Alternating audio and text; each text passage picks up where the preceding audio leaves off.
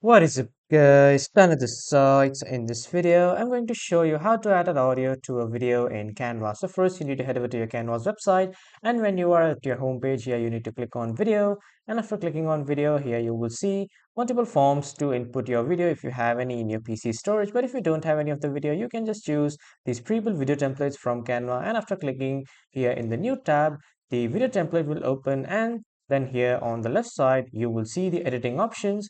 So if you want to add an audio, you can click on this add audio button here. But if you don't want it like this, you need to click on apps and then you need to scroll down a bit until you see the audio section. Click on this audio and then here you will see multiple audios. So if you want free audios, you need to click on this music free and then you will see all the free audio tracks that are inbuilt in Canva. So after that, as you can see, I like this one. I'll just simply click on it once and then here you can see the audio track has been added to the timeline. So this is how you can add an audio to a video in Canva. That was all for this video, everyone. Thank you for watching.